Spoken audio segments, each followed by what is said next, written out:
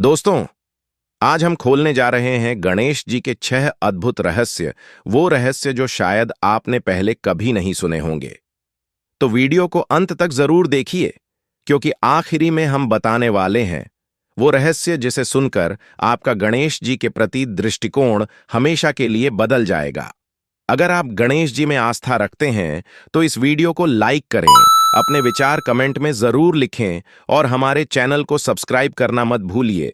कभी आपने सोचा है कि भगवान गणेश जी का असली सिर कहाँ गया? या क्या आपने सुना है कि कलयुग के अंत में वे फिर लौटेंगे, लेकिन इस बार उस रूप में नहीं जिसे हम जानते हैं, बल्कि एक ऐसे भयावह रूप में जो पूरे ब्रह्मांड को हिला देगा।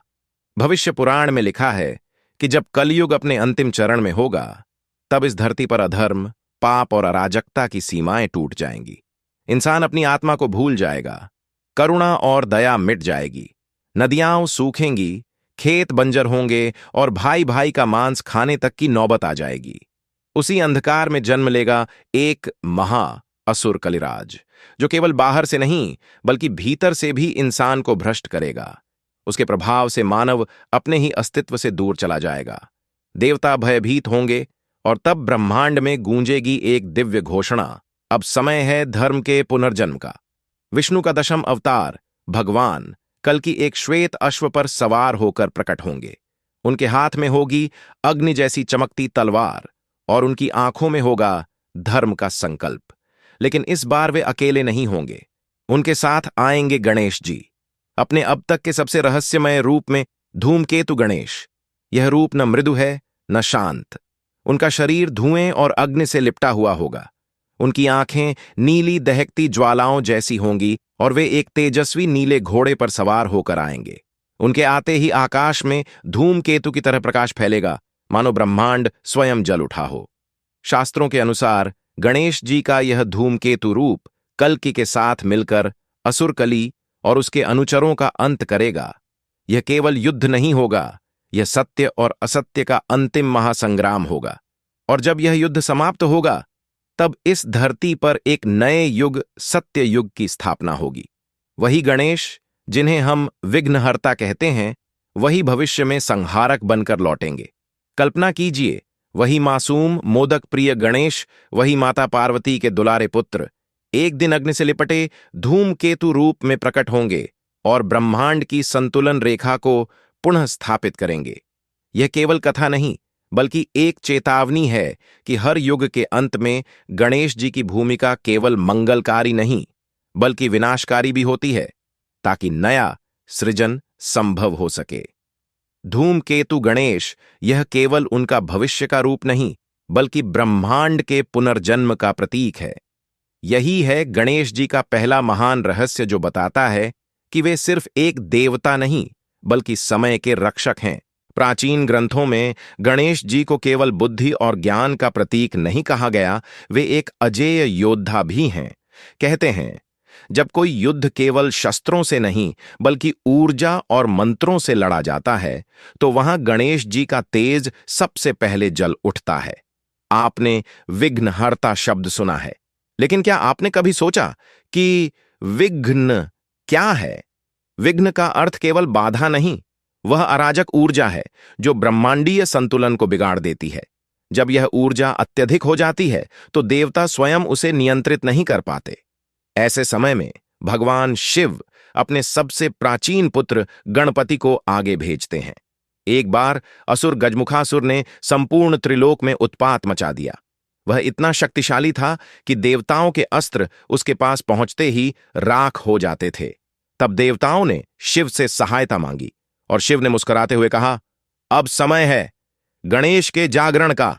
गणेश जी जब युद्ध भूमि में उतरे तो उनके चारों ओर वज्र की ऊर्जा की दीवारें बन गईं। उनका आकार सामान्य नहीं था, वे अनेक भुजाओं वाले दिव्य कवच पहने और अपने हाथ में पाश, अंकुश, त्रिशूल और परशु लिए हुए थे। उन्होंने जब ऊं गम गणपतये नमः का उच्चारण किया तो वह मंत्र स्वयं एक शस्त्र बन गया। युद्ध आरंभ हुआ। गजमुखासुर ने अपनी मायावी शक्तियों से पूरे आकाश को अंधकारमय कर दिया। लेकिन तभी गणेश जी ने दूर्वा घास का एक छोटा सा तिनका उठाया और जैसे ही उसे अपने हाथ में लिया, ब्रह्मांड का संतुलन बदल गया। क्योंकि दूर्वा केवल एक पौधा नहीं, वह गणेश शक्ति का माध्यम है। शास्त्रों में कहा गया है, गणेश जी की ऊर्जा हरित तत्व में वास करती है। दूर्वा की नमी, उसकी हरियाली और उसमें छिपी जीवन ऊर्जा गणेश जी की चेतना को प्रसन्न करती है। दूर्वा उन्हें शांत करती है, उनकी अपार शक्ति को स्थिर करती है। इसलिए जब गणेश जी ने दूर्वा उठाई तो गजमुखासुर का अग्निरूप तुरंत शांत हो गया और वहीं दूर्वा उसके जीवन का अंत बन गई। युद्ध समाप्त हुआ, लेकिन उससे भी बड़ा रहस्य यह था कि गजमुखासुर ने अपने प्राण त्यागने से पहले गणेश जी से वर मांगा, हे प्रभु, मुझे अपने वाहन के रूप में स्वीकार करें ताकि मैं सदा आपकी सेवा कर सकूं। गणेश जी ने करुणा से कहा, तथास्तु। और तभी असुर गजमुखासुर उनके वाहन मूषक में परिवर्तित हो गया। सोचिए, जो पहले गणेश जी का शत्रु था वही उनका वाहन बन गया। यही है गणेश जी की सबसे अद्भुत शक्ति, विनाश नहीं, रूपांतरण। वे शत्रु को मिटाते नहीं, उसे परिवर्तित कर लेते हैं। दूर्वा का रहस्य यही है, वह अहंकार को ठंडक देती है। इसलिए हर गणेश पूजन में दूर्वा चढ़ाई जाती है, यह स्मरण कराते हुए कि सच्चा युद्ध बाहरी नहीं बल्कि अहंकार और असंतुलन के भीतर है। गणेश जी का योद्धा रूप हमें यह सिखाता है कि बुद्धि और युद्ध दोनों साथ चल सकते हैं। जहां विनाश आवश्यक है वहां गणेश जी संहारक हैं, और जहां करुणा की आवश्यकता है वहां वे विघ्नहर्ता हैं। गणेश जी केवल आरंभ के देवता नहीं, वे अंत के संरक्षक भी हैं। हर बच्चे ने सुना है कि माता पार्वती ने मिट्टी से गणेश जी का निर्माण किया और भगवान शिव ने क्रोध में उनका सिर काट दिया। लेकिन क्या आपने कभी सोचा है कि इस कथा के पीछे इतनी गहरी प्रतीकात्मकता क्यों है? क्यों एक बच्चे का सिर काटा गया और क्यों एक हाथी का सिर लगाया गया? यह केवल एक पौराणिक घटना नहीं, यह है समय और चेतना का रहस्य जिसे ब्रह्मांड स्वयं संभालता है। जब माता पार्वती ने गणेश जी को मिट्टी से बनाया तो उन्होंने उन्हें प्रकृति का पुत्र बनाया, एक ऐसा जीव जो धरती, जल, अग्नि, वायु और आकाश के पंचतत्व से बना था। वह शुद्ध था, निर्मल था, परंतु अधूरा था क्योंकि उसमें ब्रह्म चेतना नहीं थी। जब शिव ने उनका सिर काटा तो वह केवल एक घटना नहीं थी, वह माया के अतिक्रमण का प्रतीक था। क्योंकि जब आत्मा केवल प्रकृति तक सीमित रहती है तब वह अधूरी होती है। शिव ने फिर आदेश दिया कि उत्तर दिशा की ओर मुंह किए हुए पहले जीव का सिर लाया जाए, और वह जीव था हाथी। हाथी जो भारतीय दर्शन में स्मृति, स्थैर्य और बुद्धि का प्रतीक है।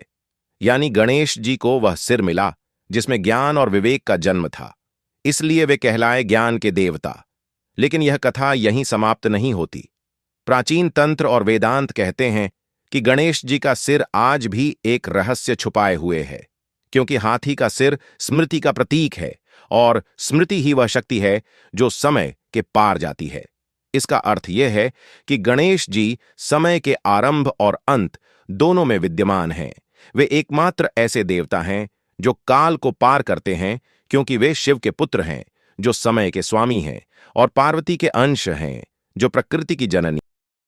उनका सिर बदला गया तब प्रकृति और समय का मिलन हुआ।